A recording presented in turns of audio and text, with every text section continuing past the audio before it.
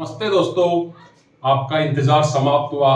आज हम अपने वीडियो सीरीज का पहला वीडियो लेके आए आपके सामने। आप सभी से मेरा निवेदन रहेगा, आग्रह रहेगा कि एक बार चैनल को सब्सक्राइब कर ले, वीडियो को लाइक करें और ज्यादा से ज्यादा लोगों में शेयर करें। मैंने पिछले जब सिलेबस की चर्चा की थी तब बताया था कि अपना पहला टॉपिक होगा राजस्थान में 1857 की क्रांति। 1857 की क्रांति की चर्चा करें उससे पहले मैं थोड़ा सा पीछे लेके चलूंगा आपको। 1857 में राजस्थान का प्रशासन उत्तर पश्चिमी प्रांत का जो मुख्यालय उस समय आगरा हुआ करता था। आगरा से में उस समय लेफ्टिनेंट जनरल बैठते थे कोलविन, उनके द्वारा देखा जा रहा था। और राजस्थान में एजीजी बैठते थे। राजस्थान में 1857 के समय एजीजी पैट्रिक लॉरेंस हुआ करते थे। और मैं एजीजी के बारे में बताऊं कि राजस्थान में एजीजी का मुख्यालय सबसे पहले 1832 में अजमेर में स्थापित किया गया था और अपने प्रथम एजीजी इब्राहिम लोकेट थे। ध्यान रखना, ये क्वेश्चन बहुत पूछा जा सकता है कि राजस्थान के प्रथम एजीजी कौन थे। एजीजी का मतलब क्या होता है? Agent to governor general. जैसे भारत में जीजी, जिसको गवर्नर जनरल बोलते थे, गवर्नर जनरल के अधीन लेफ्टिनेंट जनरल हुआ करते थे और लेफ्टिनेंट जनरल के अधीन एजीजी हुआ करते थे, एजेंट टू गवर्नर जनरल। इसी कड़ी में आगे प्रत्येक रियासत में एक हुआ करता था पॉलिटिक एजेंट। 1832 में अजमेर में इसका मुख्यालय किया गया, परंतु अंग्रेज ठहरे गोरे और गोरे आदमियों को राजस्थान की 55 डिग्री में रहना असंभव सी बात थी। तो इन्होंने राजस्थान का एक जो ठंडा मुख्यालय था माउंट आबू, अपना कार्यालय माउंट आबू में बना लिया। मतलब अब मुख्यालय कहां पे स्थापित हो गया? 1845 में इसको स्थानांतरित कर दिया अजमेर से माउंट आबू में। इसके बाद में ये कुछ समय तक माउंट आबू में ही चलता रहा। 1864 में इसके दो मुख्यालय बनाए गए, गर्मियों के लिए तो माउंट आबू और बाकी टाइम में अजमेर। आज भी राजस्थान के राज्यपाल का मुख्यालय गर्मियों में स्थानांतरित करके माउंट आबू रख दिया जाता है। तो ये एक ब्रिटिश कालीन परंपरा है जिसको हम आज तक ढो रहे हैं और हो सकता है आने वाले टाइम में इसमें परिवर्तन हो, और होना ही चाहिए कि इस सिस्टम को कब तक ढोएंगे। अब अंग्रेज तो चले गए, पर उनके जाने के बाद में भी हम उन चिन्हों पर आगे चल रहे हैं। अगर इस सिनेरियो को देखें तो इसमें राजस्थान में उस समय की जो प्रशासनिक संरचना नजर आती है वो हमें रियासतों में होता था पॉलिटिक एजेंट। पॉलिटिक एजेंट के ऊपर होता था एजेंट टू गवर्नर जनरल, और गवर्नर जनरल लेफ्टिनेंट जनरल के अधीन होता था और लेफ्टिनेंट जनरल के ऊपर होता था गवर्नर जनरल। जब 1857 की क्रांति की बात करें उससे पहले मैं आपको और भी थोड़ा सा पीछे लेके चलूंगा।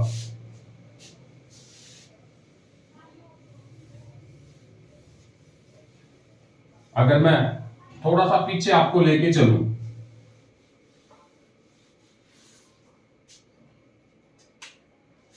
अठारह सौ 3 में राजस्थान की भरतपुर और अलवर रियासतों ने अंग्रेजों के साथ में सहायक संधि कर ली थी। अब ये सहायक संधि क्या थी? मैं सीधा सा बोलूं तो सहायक संधि एक मकड़ी का जाल था जिसमें एक बार आप घुस तो सकते हो, पर बाहर निकलने के सभी रास्ते लगभग बंद हो जाया करते थे। और अंग्रेजों ने उस समय जो गवर्नर जनरल थे लॉर्ड वेलेस्ली, जिनको सहायक संधि का जन्मदाता माना जाता है, और इन्होंने अपने इस उपाय के द्वारा ब्रिटिश भारत का विस्तार किया। और इसमें क्या किया जाता था कि अंग्रेज अपनी एक सेना की टुकड़ी उस राज्य में रख देते थे जिसके साथ में संधि करते थे, और उस राज्य का विदेश संबंध पूरा अंग्रेजों के अधीन हो जाता था। कहने को तो ये कहते थे कि हम आपके आंतरिक मामलों में हस्तक्षेप नहीं करेंगे, परंतु इन्होंने जब राजस्थान के राजाओं के आंतरिक मामलों में हस्तक्षेप करना स्टार्ट किया तो राजा कुछ भी नहीं कर पाए। क्यों नहीं कर पाए? इसका कारण यही था कि राजा उस समय तक ये हो गए थे पंगु। क्यों हो गए थे? कि जब सेना अंग्रेजों की थी, उस सेना को रखने के लिए आपने कोई एक छोटा ठिकाना दे दिया तो वो उससे जो राजस्व प्राप्त हो रहा था उससे सेना का खर्चा चल रहा था। आपने अपनी सेना समाप्त कर दी संधि की शर्तों के तहत। अब आप अपनी सुरक्षा के लिए पूरी तरह अंग्रेजों के ऊपर निर्भर हो गए। जब आप अंग्रेजों के ऊपर निर्भर हो गए तो अब तो वो जैसा कहेंगे आपको वैसा ही करना पड़ेगा। और जब आपको बाहरी राज्यों से युद्ध करने का मौका ही नहीं मिला, क्योंकि राजस्थान की ज्यादातर रियासतें, राजस्थान क्या भारत की भी ज्यादातर रियासतें अंग्रेजों के साथ में इस संधि के माध्यम से जुड़ गई थी। जब इससे हम अब साइक संधि के बाद मैं ज्यादा डिटेल से नहीं करूंगा कि जब हम भारत का इतिहास पढ़ते हैं तो वहां इसको और भी डिटेल से पढ़ाया जाता है। इसके बाद लगभग हम देखें तो 1817-18 तक राजस्थान की सभी रियासतों ने लगभग अंग्रेजों के साथ में साइक संधि कर ली थी। अंतिम रियासत 1823 में सिरोही थी जिसने अंग्रेजों के साथ संधि की थी। इस प्रकार 1823 तक राजस्थान की लगभग सभी रियासतें अंग्रेजों के साथ साइक संधि की में जुड़ चुकी थी। अब मैं आपको बताऊं उस समय जब 1857 की क्रांति हुई थी उस समय राजस्थान में जो 6 छावनियां मैंने पिछले वीडियो में बताई थी आपको, मैं एक बार फिर आपसे कहूंगा कि एक बार वीडियो को लाइक करें, चैनल को सब्सक्राइब करें, ज्यादा से ज्यादा लोगों में शेयर करें। आपको बिल्कुल शायद आपने बहुत पढ़ा होगा 1857 की क्रांति को, पर इतना सटीकली और मैं जितने भी आपको फैक्ट्स बताऊंगा वो बिल्कुल राजस्थान सरकार की माध्यमिक शिक्षा बोर्ड की बुक से पूरी तरह मिलते हुए होंगे। उन्हीं बुकों का इस्तेमाल करते हुए ये फैक्ट्स तैयार किए हैं मैंने, और ये ज्यादातर क्वेश्चन बहुत सी एग्जामों में आए हुए हैं। जो उस समय छावनी थी नसीराबाद छावनी में जो सैनिक थे वो बंगाल एनआई का मतलब नेटिव इन्फेंट्री के थे। देवली छावनी थी, देवली छावनी में कोटा कंटेंजेंटी के सैनिक थे। ब्यावर छावनी में मेरवाड़ा बटालियन के सैनिक थे। एरनपुरा छावनी में जोधपुर लीजियन के सैनिक थे। और खेरवाड़ा में मेवाड़ भील कोर के सैनिक थे। और अजमेर में बंगाल नेटिव इन्फेंट्री के सैनिक थे।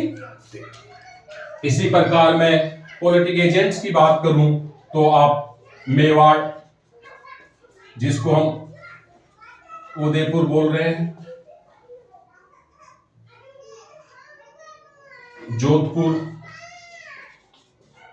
मारवाड़,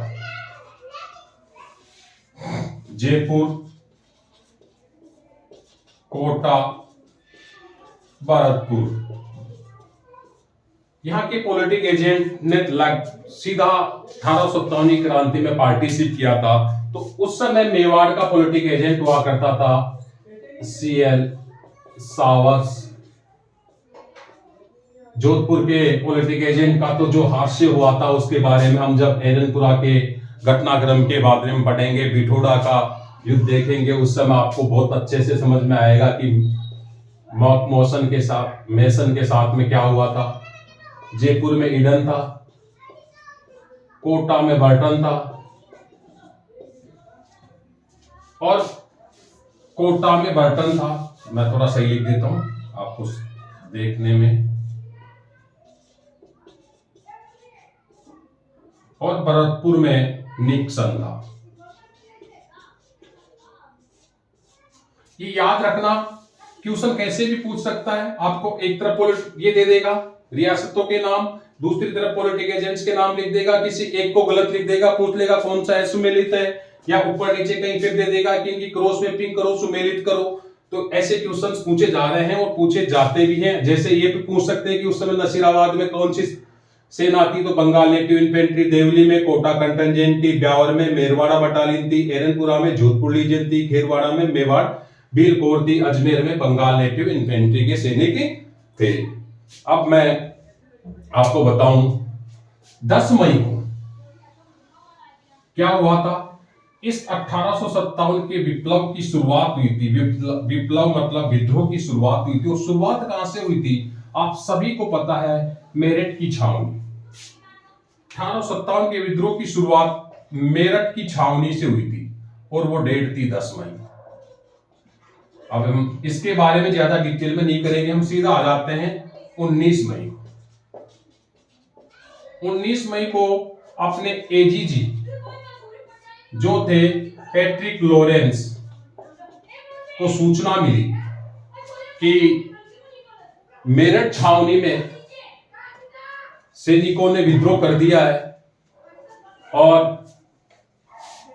आपको राजस्थान राजपूताना को संभालना था।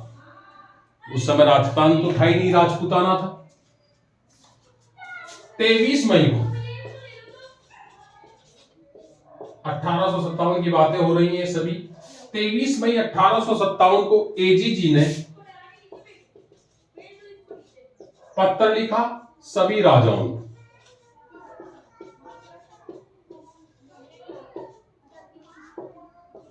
और पत्र में कहा कि आपको कंपनी के प्रति निष्ठावान बना रहना है। इनसे कंपनी के प्रति एक तो आपको निष्ठावान बना रहना है, दूसरा कि कोई भी विद्रोही आए उसको अपने राज्य में जगह नहीं, मतलब विद्रोहियों को आप अपने राज्य में क्या नहीं दोगे, जगह नहीं दोगे। ऐसा एजीजी ने सभी राजाओं को पत्र के माध्यम से सूचना भेजी और ये सभी आग्रह किया।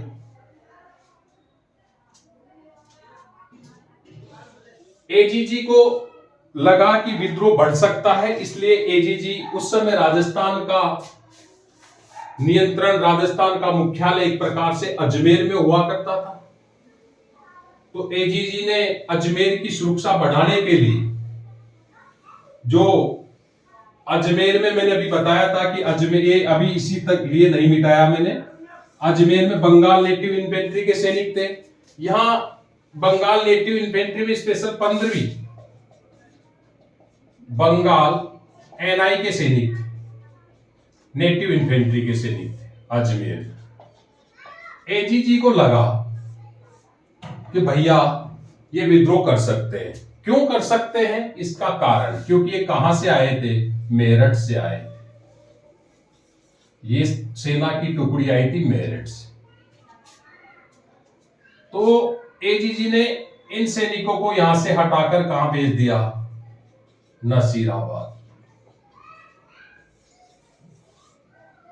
15वीं बंगाल नेटिव इन्फेंट्री के सैनिकों को नसीराबाद भेज दिया गया। अब अपने को भी जब कोई हम अच्छा काम कर रहे हो और अपने अच्छे काम को पसंद ना करते हुए अपना कोई ट्रांसफर कर दे, दूसरी जगह भेज दे, तो अपने को भी बुरा लगेगा। इसीलिए इन सैनिकों को भी बुरा लगा, इनके अंदर भी एक कुंठा की भावना आ गई। इनको लगा कि एजीजी को अपने पर क्या नहीं है, विश्वास नहीं है। इसीलिए उन्होंने अपने को कहां भेज दिया, नसीराबाद भेज दिया। और एजीजी ने और क्या किया, अजमेर की सुरक्षा के लिए, अजमेर की सुरक्षा के लिए डीसा, ये वर्तमान में गुजरात में है। कहां पे है भैया, गुजरात में है डीसा। गुजरात, डीसा से यूरोपियन सैनिकों की एक टुकड़ी को बुला लिया, यूरोपियन सैनिकों की टुकड़ी को बुला लिया।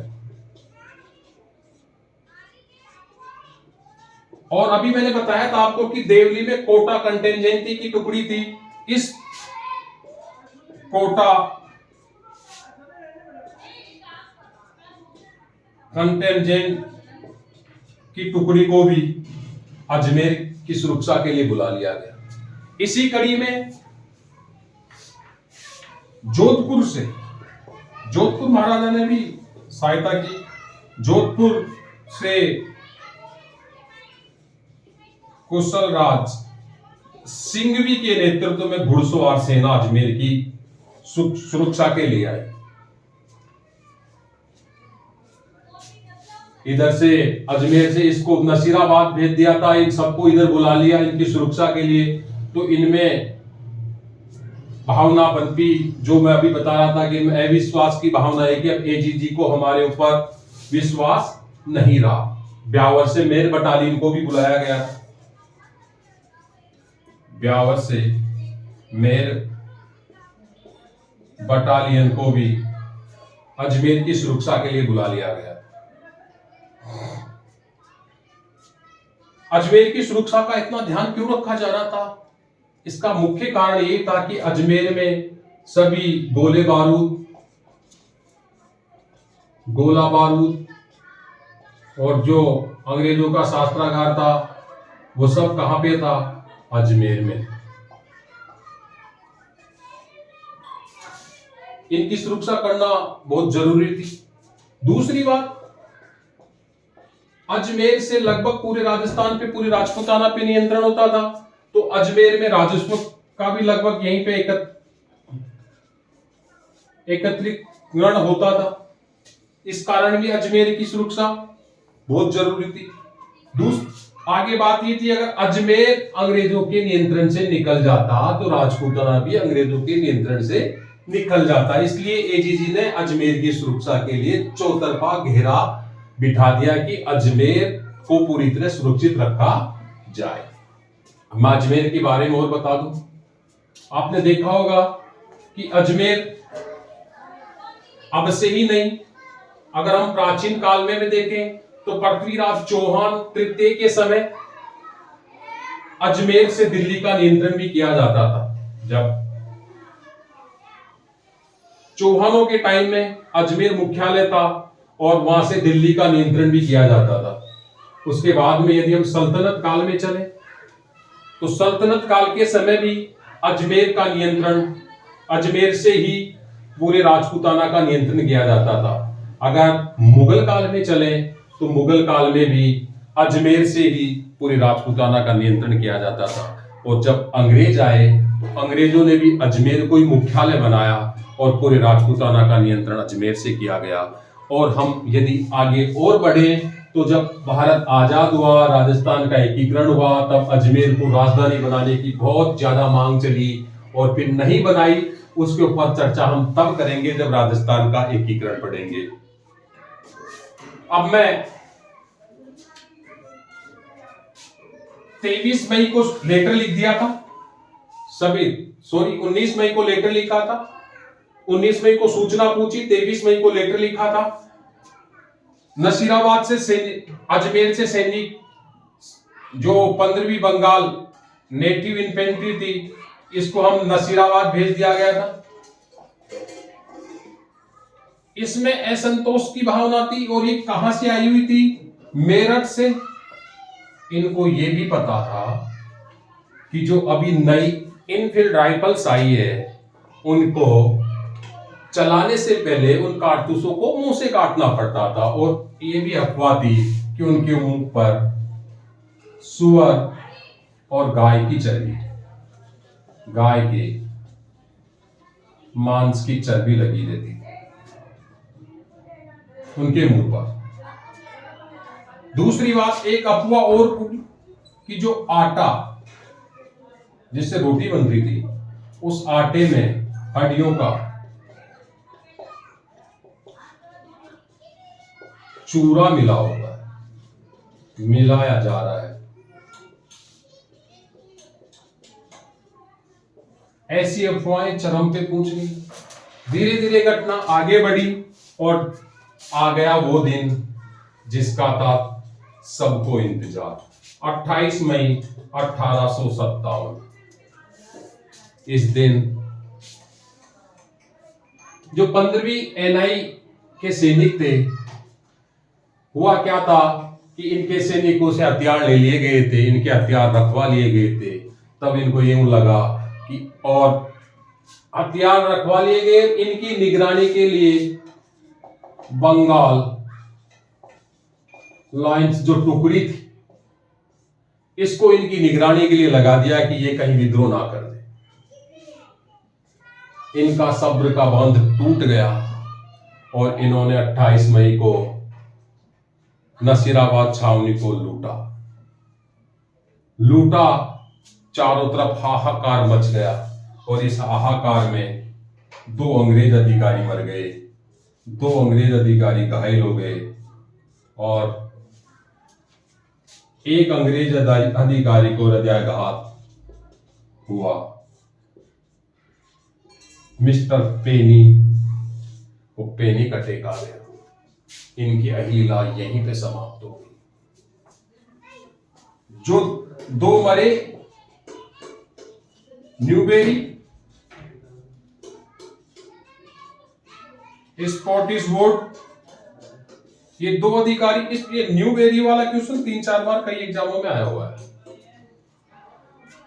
स्पॉटिसवुड, ये दोनों मर गए। जो घायल हुए, हार्डी और लॉक। मतलब लॉक ने हार्डी को अपने पंजे में बांध लिया और दोनों क्या हो गए, घायल हो गए। तो ध्यान रखना, मरे कौन थे, न्यूबेरी और स्पॉटिसवुड। Newbery, Spottiswood. और घायल कौन हुए थे, हार्डी और लॉक। और हृदयाघात से, पैनिक अटैक आने से किसको मरा था, पैनिक अटैक आने की वजह से मर गया था। इसके बाद में 28 मई को ये किया और इन सैनिकों ने जो लूट का सामान था वो लिया और दिल्ली की तरफ रवाना हो गए।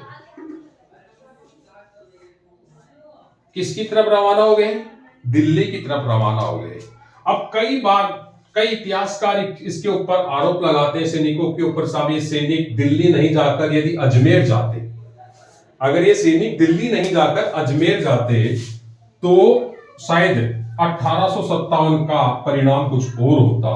परंतु ऐसा शायद सबका अपना एक दृष्टिकोण होता है, उस दृष्टिकोण से सोचते हैं। और जहां तक मैं मानता हूं कि ये दिल्ली गए तो इसका क्या कारण रहा होगा, और जो इतिहास की किताबों में लिखा हुआ उनके आधार पे देखे तो इसका कारण, मुख्य कारण यही रहा कि अगर ये दिल्ली नहीं जाते, अजमेर जाते, यदि ये अजमेर जाते तो इनके साथ में क्या होता। यदि ये अजमेर जाते तो इनके साथ में ज्यादातर महिलाएं, भाई सेना अपनी पूरी फैमिली के साथ महिलाएं थी, बच्चे थे, घायल सैनिक थे और उनको तुरंत एक इलाज की जरूरत थी। तो वो इलाज इनको अजमेर में युद्ध करके नहीं मिलने वाला था, इसलिए इन्होंने दिल्ली की तरफ रुख किया। दूसरी बात, अभी हमने देखा कि अजमेर की सुरक्षा के लिए डीसा से आपने यूरोपियन बटालियन बुला ली, देवली से कोटा कंटिजेंसी आ गई, और भी ब्यावर से मेरवाड़ा बटालियन को बुला लिया गया, उधर जोधपुर से भी आ गए थे कुशल राज सिंह के नेतृत्व में। तो अजमेर को जीतना इतना आसान नहीं था, इसलिए ये सैनिक दिल्ली की तरफ कूच कर गए और 18 जून 1857 को दिल्ली के उन सैनिकों के साथ मिल गए जिन्होंने दिल्ली को घेर रखा था। जिन सैनिकों ने दिल्ली को घेर रखा था उन सैनिकों के साथ में ये मिल गए। ये नसीराबाद के ऊपर अभी हमने चर्चा की कि नसीराबाद में क्या हुआ, कैसे हुआ। अब मैं आगे नीमच के विद्रोह के ऊपर भी थोड़ा सा आपको बताना चाहूंगा।